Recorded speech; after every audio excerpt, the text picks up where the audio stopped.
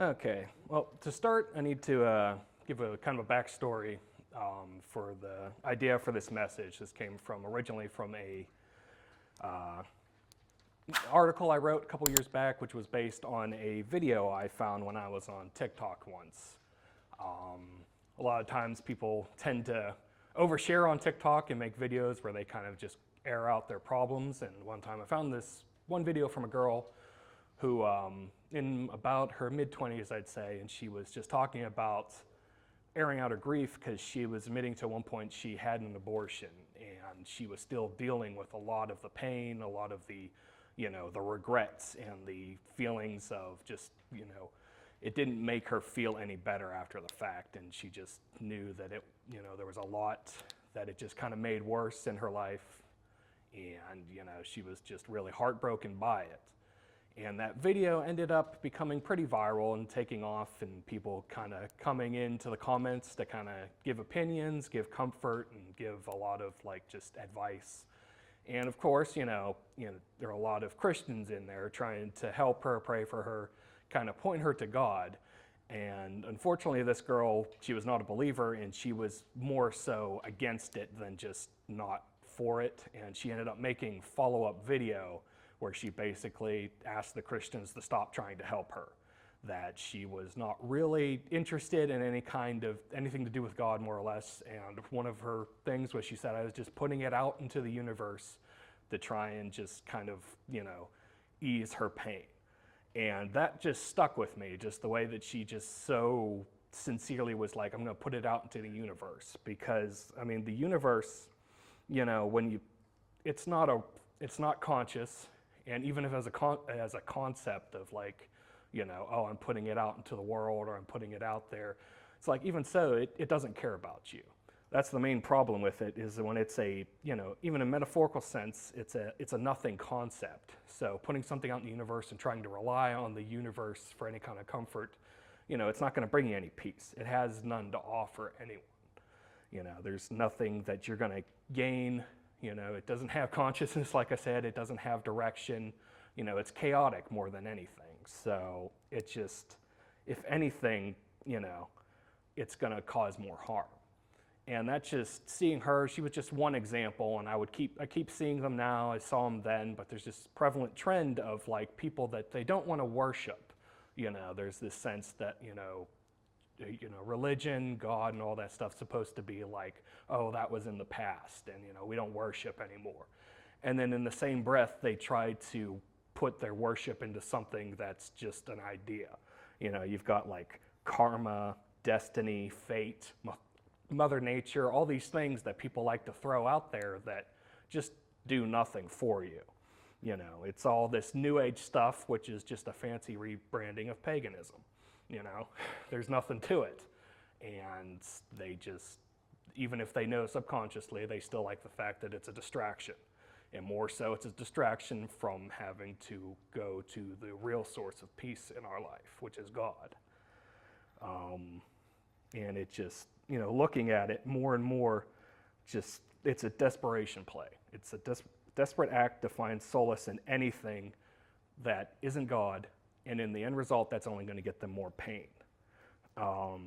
She was so adamant about not finding peace in God and finding in anything else that her end result, all she did was air out her problems to a bunch of strangers who then she wouldn't allow them to help her.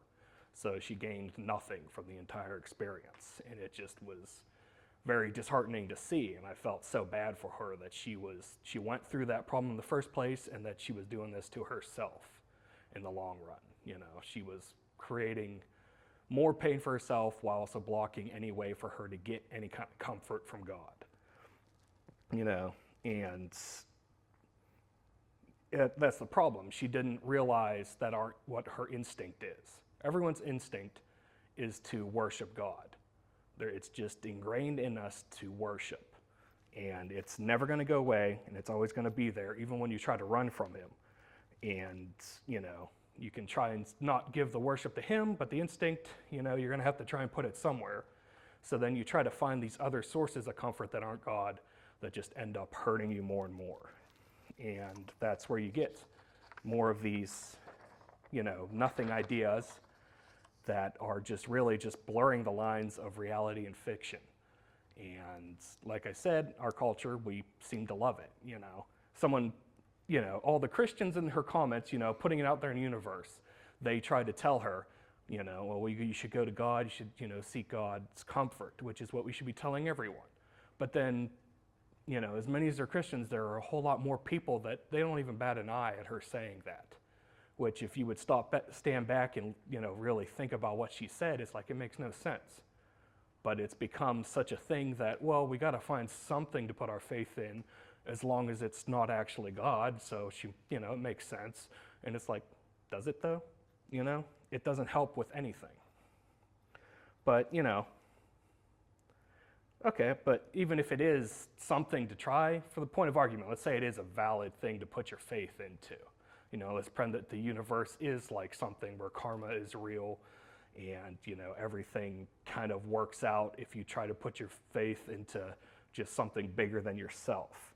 Even if it's valid, that doesn't mean it's good, It's just the universe, even if it was a source of something to have true faith in, that it drove how our destinies play out, it's still chaotic, You put your pain out into the universe, at best, you can hope that, at best, what's going to happen is that it's going to give you back that pain, and it's going to probably do it tenfold, because that's all, we live in a flawed universe, so it's just going to come bearing down on you again, and again, and again, and that's just the way it is. And, when you try to do it without God, you're just going to sense that at every moment, and you're going to try and carry that weight on your own, and you're going to realize very quickly that you can't, but the universe isn't there to help you. So a God that not even just doesn't care about you, but a God that cannot care about you can only end up cursing you in the long run. We see that. We've seen that through history so many times, even, through general history and especially in the Bible, especially the Old Testament. God has had to call that out more times than I'm sure he's wished he's had to, that you can't look for any kind of solace in anything except him. And, one great example is in Jeremiah, when you look at the verse 2:13. For my people have committed two evils. They have forsaken me, the fountain of living waters, and hewed out cisterns for themselves, broken cisterns that can hold no water. And that's what the universe, for her, that's what the universe is. That's her universe. It's just a broken jar that can't help with anything. It can't take her pain. It can't take it away somewhere far away that she can't feel it anymore.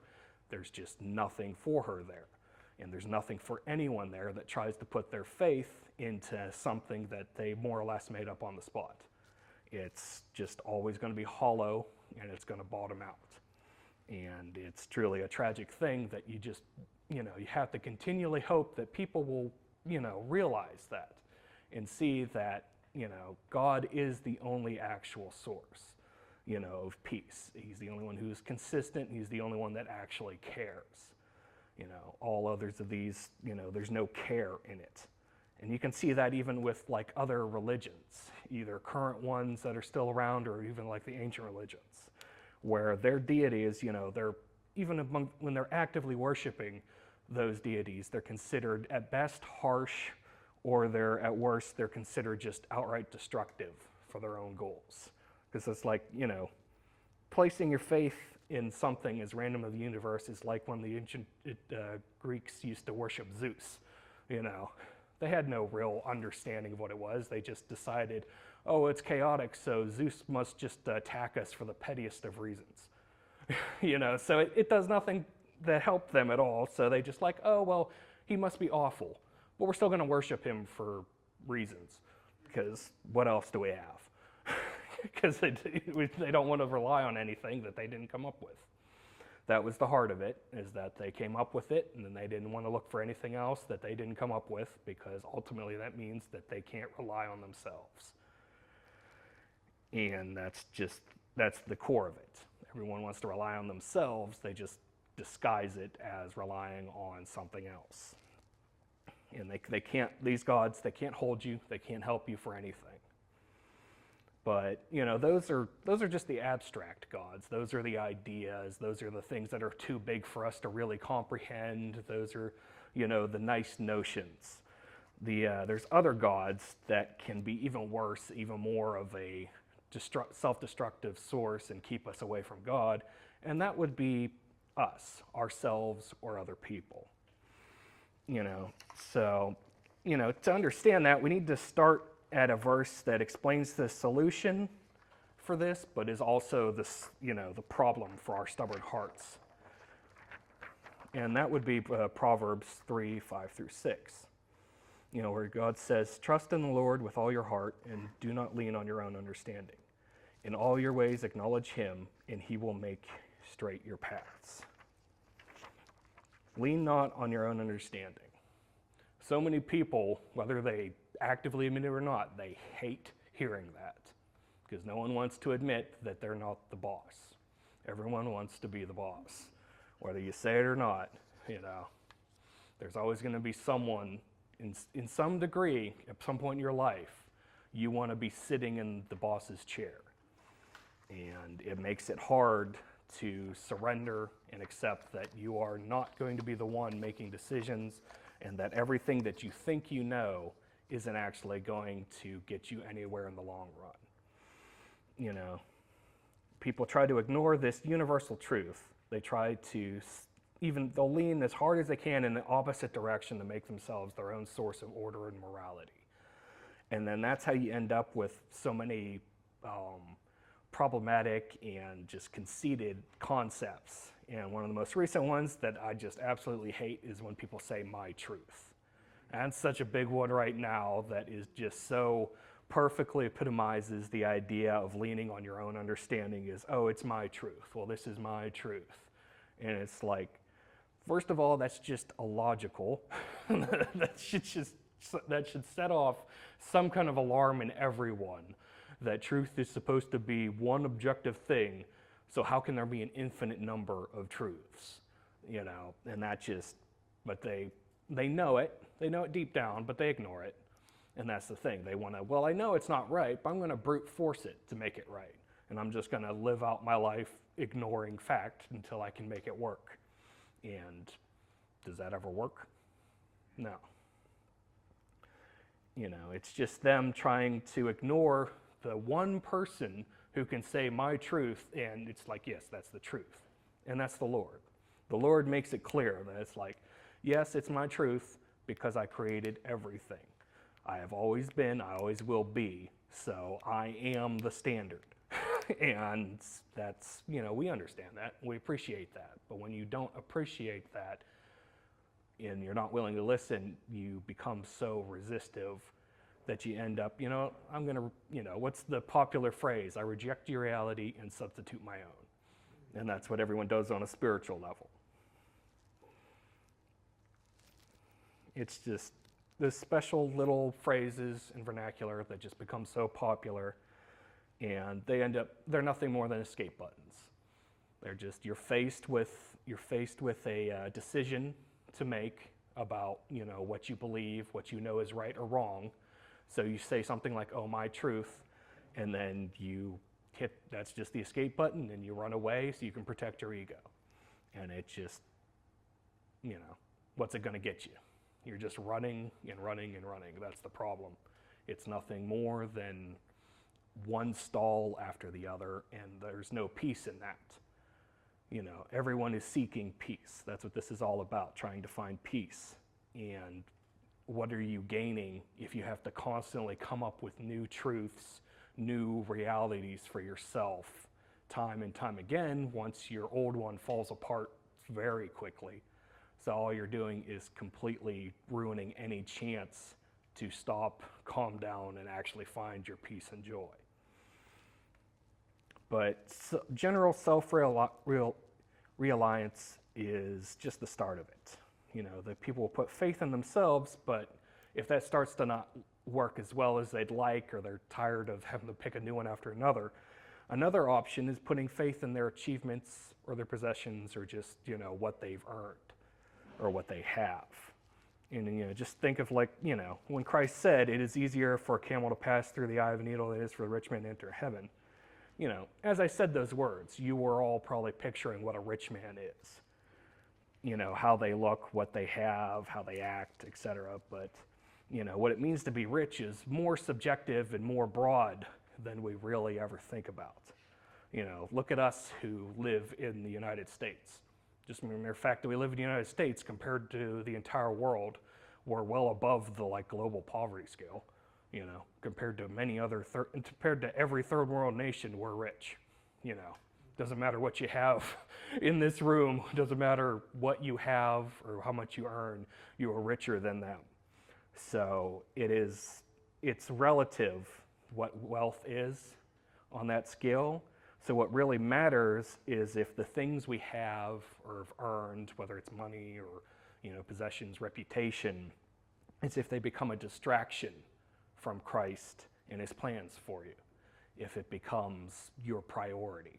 That's what that young man, when Christ was talking to him and he went away so disheartened, it was his fixation, and that was money. But you can have other forms of wealth, because it's and we see that, it's rooted in money, but money's kind of the poster child of this self-reliance in possessions and achievements and things. First in 1 Timothy 6:10, for the love of money is a root of all kinds of evils. It is through this craving that some have wandered away from the faith and pierced themselves with many pangs.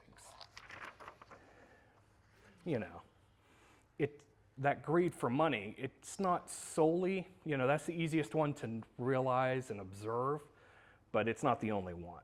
It comes in all kinds of forms that, like I said, someone may be middle class for America, but their main goal is to always get the next newest and best commercial items.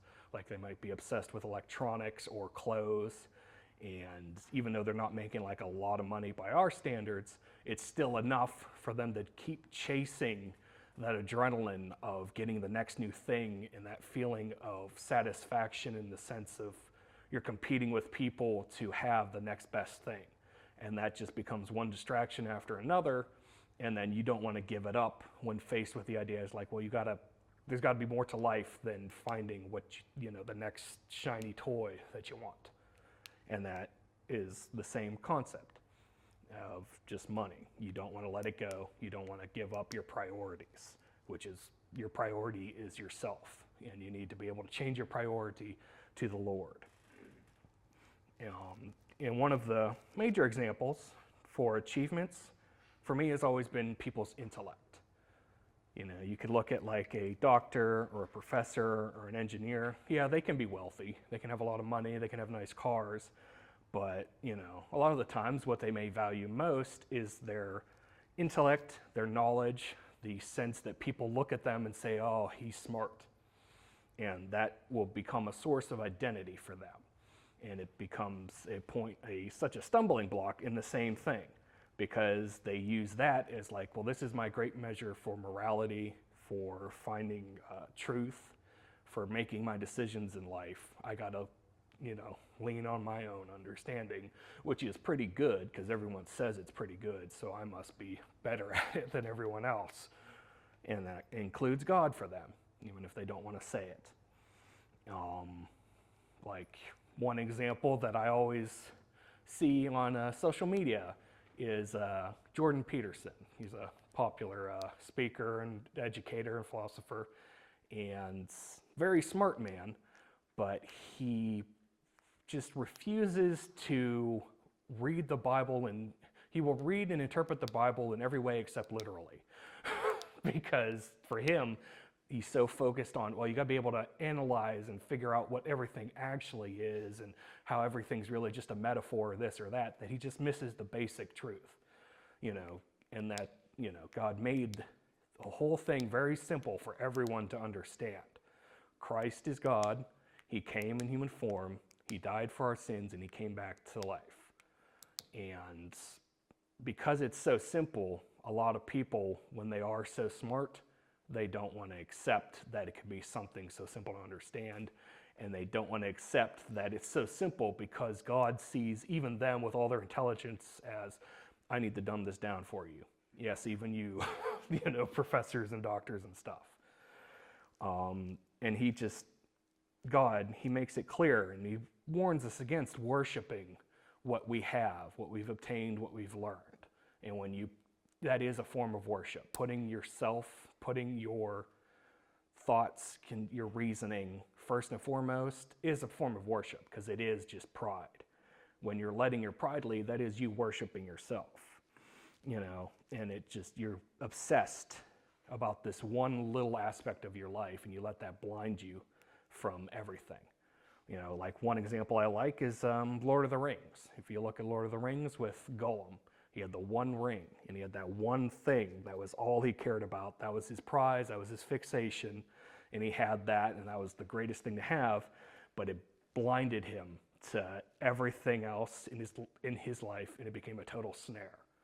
And when you're obsessed with your intellect or your reputation or your fame, that is that one little thing, and it may look big to you, or people may think other people may say that it's important, but in the grand schemes of life and eternity, it's nothing. It's a small, basically little trap.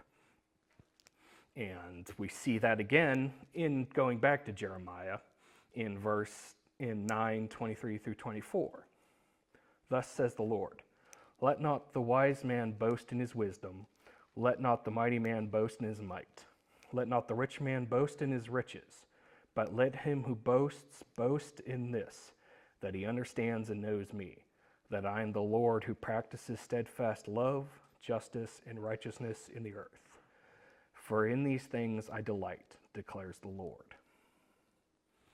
And that's the complete opposite of what anyone who has any kind of self-reliance wants to do. It is the complete opposite direction of our pride, of our goals and obsessions. So it's understandable that it makes it hard, but that doesn't excuse you from needing to understand that you need to do the hard thing and stop relying on yourself. And then the last one that is a big issue for people looking for a God, fake God, to put their peace into is other people. And that one can be the most dangerous. And the reason that one can be the most dangerous is because you can put a face to it. You can put a face, a name, a voice, memories, it's directly to whatever it is that you're idolizing. The eyes can so easily deceive and lead us astray. It doesn't take much, it can take a moment. And that's why it's, fix your eyes on God. You're supposed to lock in on him, and you're supposed to train yourself. That's what it takes, is dedication. And that's why, you need to be aware. We all need to be aware of the dangers of being led astray from what we see.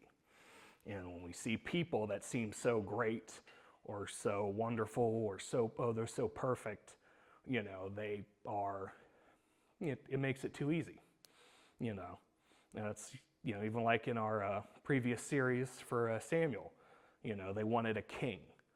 They wanted someone they could see, a person. And that just, that created a lot of problems for them because they wanted an icon. And the biggest problem with that is that when you idolize someone, when you create someone who's your hero, your new god, your celebrity, your mentor, or something like that, whoever they feel they need, you're not noticing they're just as flawed as you are. You're trying to blind yourself to that. You're putting on the blinders to try and not see that they are the same as you. They are the exact same. And because they are seeking their own peace. They are seeking their own joy, their own success, just the same as you. You want peace, so does everyone else, just the same. But because you want them to serve a role, you ignore it, and you want them to suppress their own problems. And then that just creates a struggle for both of you.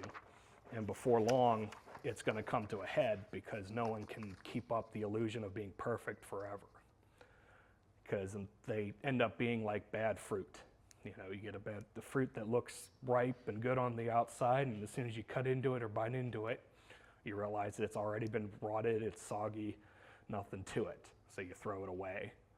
And that's what celebrities, that's what teachers, musicians, all that, when people become so, oh man, these guys are great, and I idolize them. It's another thing I'll see on social media all the time, whenever there's like singers that just, they put out a new song or they put out a new music video, people will just start going nuts over them. I saw one where I don't remember who the musician was, but she was one of those current singer girls. They're all kind of the same to me, so I can't ever remember. Blonde singer girl with auto-tune, put whatever name you want to it. And I saw the video of, they were doing something with stitching the video with something, and then I was looking through the comments because she was like the new hot ticket, and all these it was mostly girls that see these, women. It's like, oh man, they're beautiful, they're famous, they're singing, they're rich, and they're just going, all oohing and on in the comments. And just one girl comment that really stuck out to me. It's like, oh man, her voice, her this, her that, blah, blah, I'm afraid I must worship. And they say that so, they probably don't think that they're being literal by saying, I feel I must worship. They don't think that, but they are. In their hearts, they are being literal. They are being serious because they're idolizing this person. And it's going to be such a problem for them eventually when that person does something they don't like. All it takes is one thing of them not doing something they don't like, because there's always some kind of controversy with celebrities. They always do something, and then Twitter decides, all right, we need to get rid of them. So it just becomes a letdown. And then you find the next person to cling to, and then you deal with the next letdown, and then the next, and then the next, and then the next, and it's just exhausting. And this can be even true in Christian circles. It's one of the reasons why, we're not supposed to put a priority on denominations or sects or, individual religious leaders, because they're human too. Even if they're teaching God's truth, if you, for a moment, let yourself forget that they are flawed just as you, and you start seeing them as you need them, you can't get to God except through them, and that's how you decide to take it, even if they don't even necessarily, there's con artists in the Christian realm, we know that. But even if people don't do that and they just become really popular, some people may treat them like that without them even knowing. So it is everyone's responsibility, not just the religious leaders, to not put them at the same level or on a level closer to God than they should be. And that just is it becomes so depressing, and it can actually affect a person's faith, which it shouldn't. And when it affects someone's faith, when a religious leader falls short, then those people really need to stop and reflect on why did I put so much importance in this one person or this one church or something, that my faith feels affected because they were sinners just like I was. People can only help people. They can't save them. Not from any kind of, they're not from their whole situations, from their lives, or from themselves. And I think that's what Psalm 146 perfectly summarizes. Put not your trust in princes, in the Son of Man, in whom there is no salvation. And people want to put their trust in someone. They always do. And there's only one person to put it into, who's ever going to never let us down. Our hearts want a flawless Prince of Peace. And the only one that is flawless is Christ. So when we find these flawed substitutes, when we find these fake ones, these imitations, and they eventually break on us or make a mistake, or even when they just die. Think of how many cults and their leaders, they're doing a thing and then the cult falls apart as soon as the leader dies.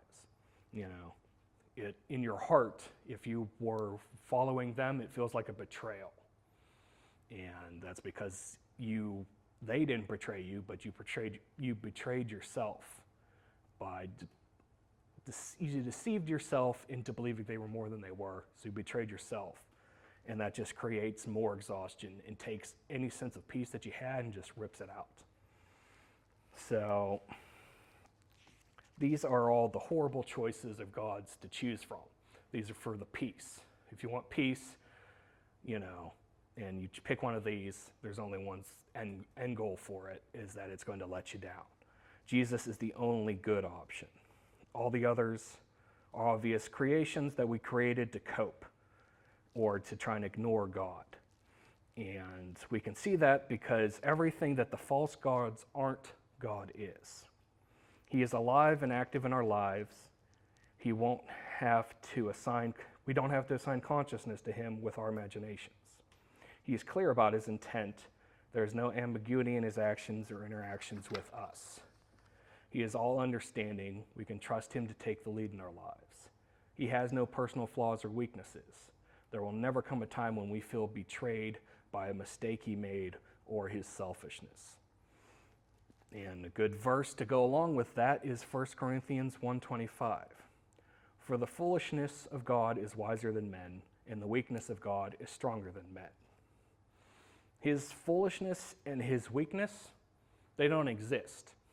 You got to think about that. They don't actually exist.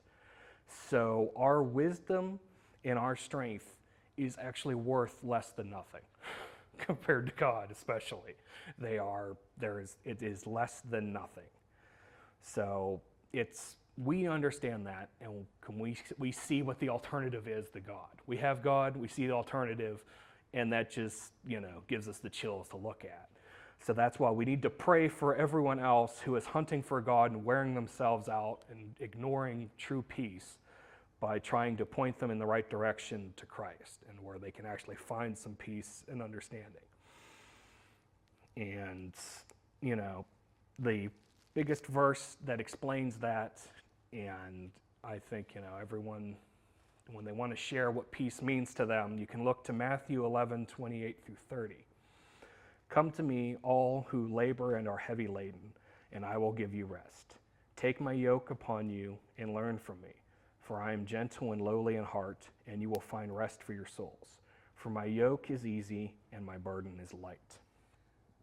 For anyone who's struggling to find peace, it might be because you are just looking in the wrong location for it, and you're just trying to look within, which is never going to work. We've all been guilty of doing it. We've all been guilty of trying to forge our own path and find our own destinations and our own goals and trying to just keep God out of it. We don't do it on purpose. Sometimes we do, but it is just inherent in our flaws in our lives. We are sinful, so we need him. Christ alone can save and heal. Running for him, it's only going to leave us exhausted and tripping up and falling eventually. So we need to quit our running, and so we can find our peace and joy by relying on someone else, on him who can pick us up and will never let us down.